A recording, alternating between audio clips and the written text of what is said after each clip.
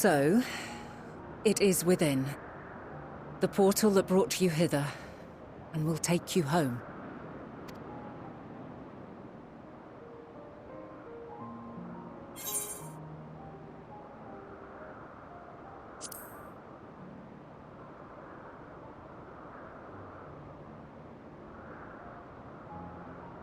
May you and yours emerge triumphant.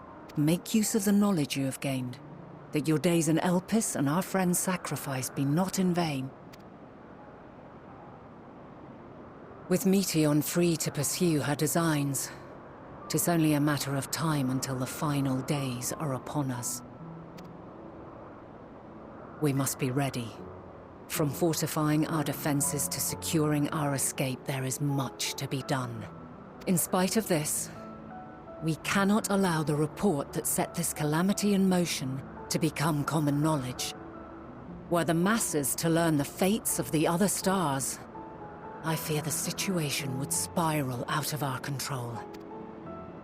I must carefully consider who can be trusted and bring them into the fold. Ordinarily, I wouldn't hesitate to call upon the 14.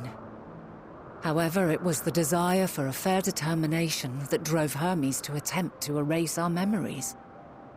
Were he made aware of his actions, there is no telling whether he would remain a friend or become a foe.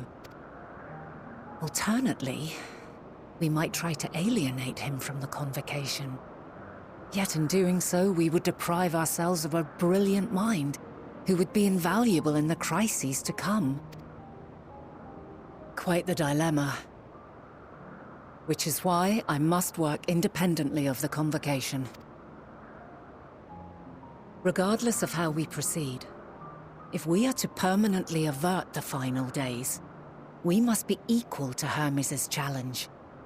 We must prove that mankind is worthy to exist. And this hinges, I think, on how we confront the all-consuming despair that accompanies a senseless and seemingly inevitable end. Bewildered and divided, we would perish like the peoples of those celestial ruins. We could not hope to survive the final days, much less take the battle to Meteion at her nest. We must find a way to defeat despair, to unite and prepare as many as possible for the struggle ahead.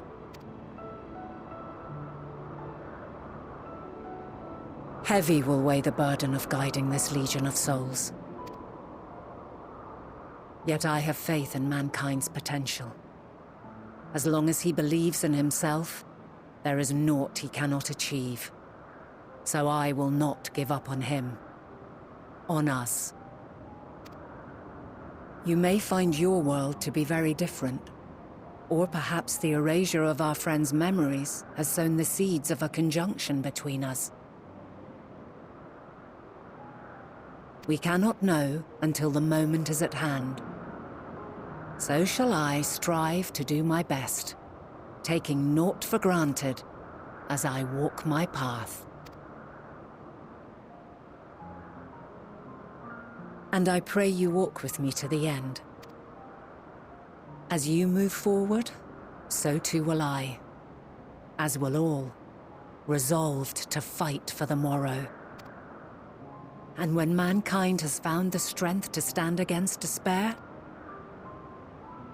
we shall silence the song of oblivion. She who sings it will learn our journey is far from over. This I promise. Fare you well, my light of the future, till we meet again.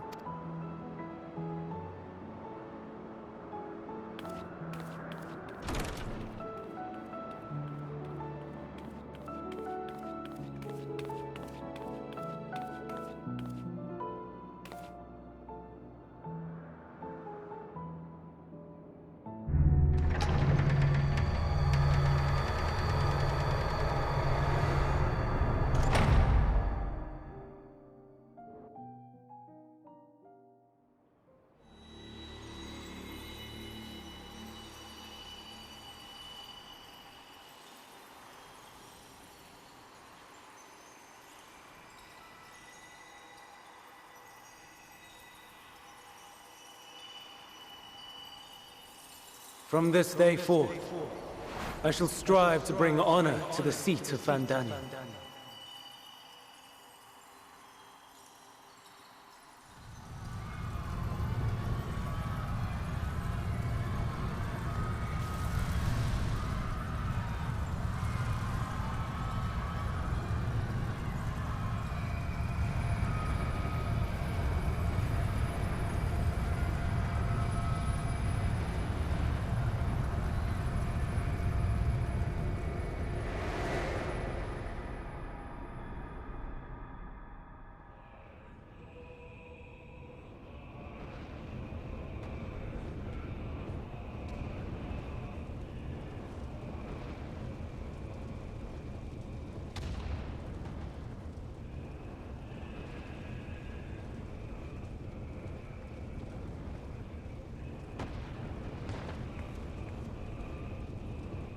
Even now, I remember standing there, locked in a moment where the sky is aflame.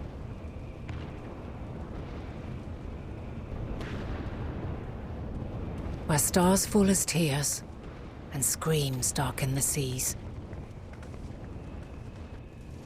Where resignation rots the trees.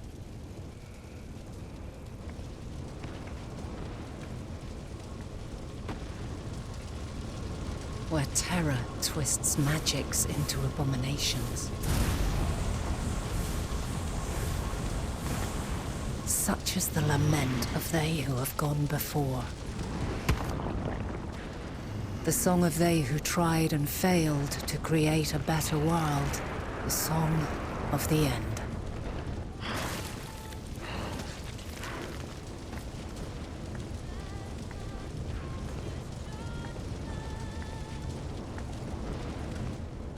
That which hides at the edge of the universe is no longer hope's creation.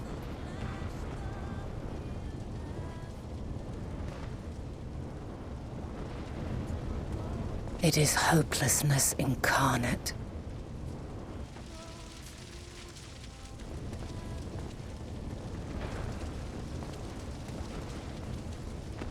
That day, mankind saw half of its number sacrificed to bring forth Zodiark.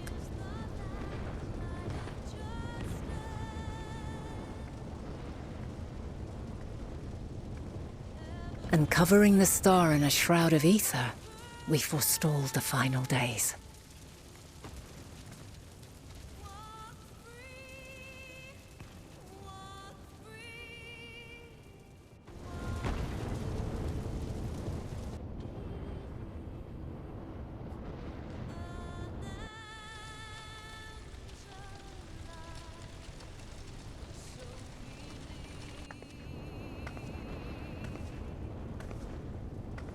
Yet the cries echoed still. We wept for innocence lost, wailed for death inevitable.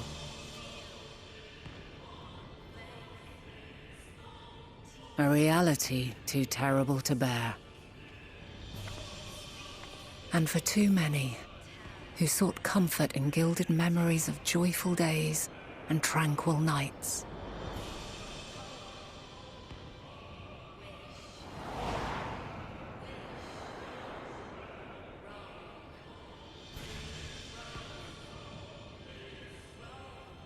This is all wrong! Why must we suffer so? It needn't be like this. No. There must be a way to restore things to the way they were. To reclaim the perfect paradise we once had. No, my friends. Suffering exists, and we cannot pretend otherwise. No civilization, however great, could eliminate it. If we would live, we must accept it as our constant companion. Let us not seek to forget this tragedy. Let us carry it in our hearts, that we may grow stronger and know true happiness. We can't accept it! We won't accept it! It will be ours again! A world free of sorrow! No, it will not. For there has ever been sorrow. Mankind was but spared its biting sting for a time. So please, open your eyes. To try and reclaim those lives we lost by sacrificing yet more isn't wisdom. It is weakness. No paradise is without its shadows. If we cannot accept this truth and learn from our pain, then our plight shall be repeated.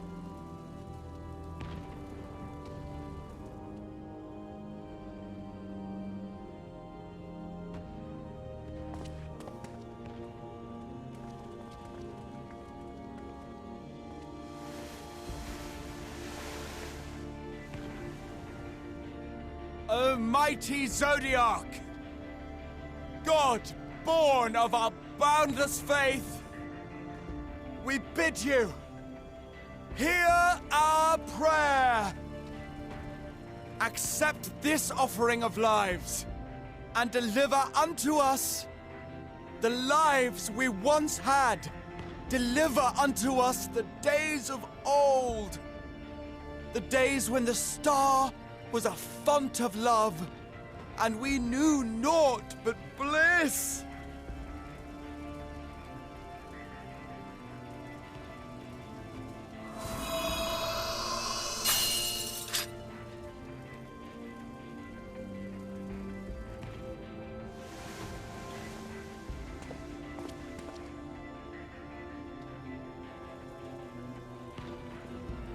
You would destroy it? Our beautiful world?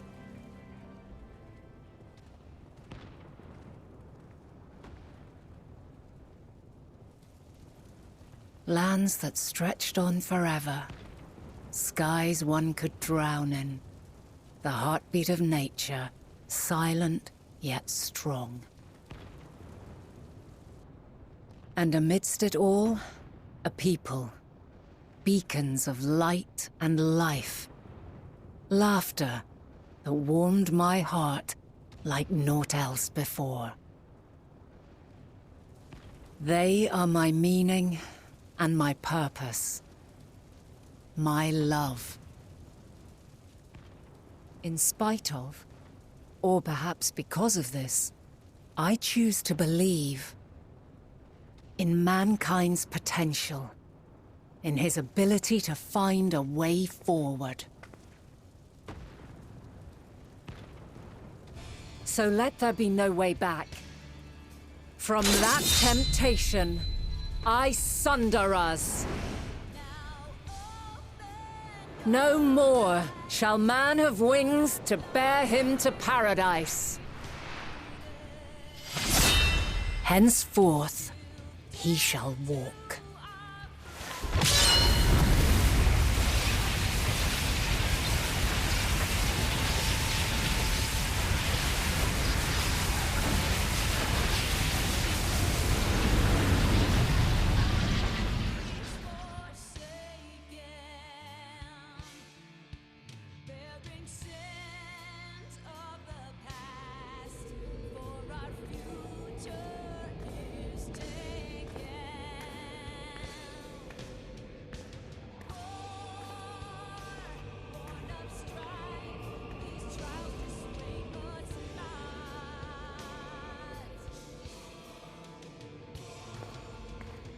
All is excruciating pain. I breathe fire and torment.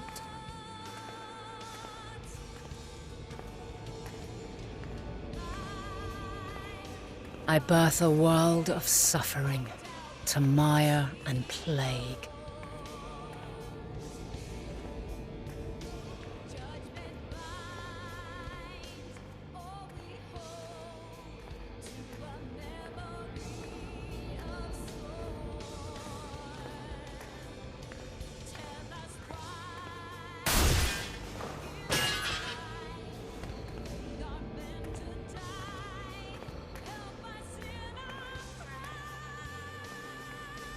In one fleeting moment, lives come and go, ever moving towards the unknown.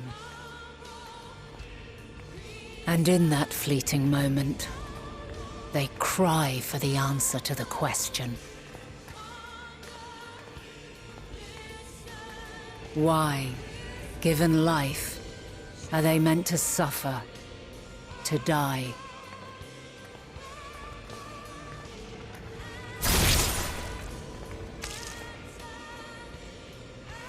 As fragmented, imperfect beings, yours is a never-ending quest.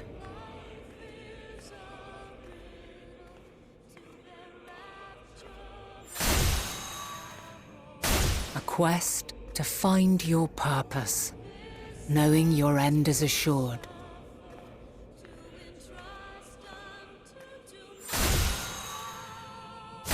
To find the strength to continue when all strength has left you.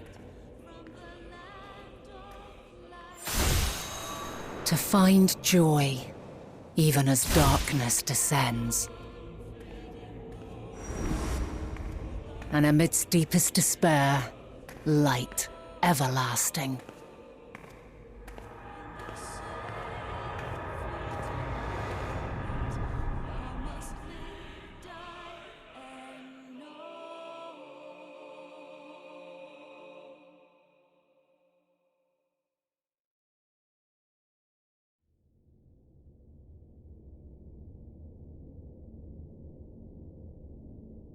A conjunction has begun to form, an intertwining of your time and mine.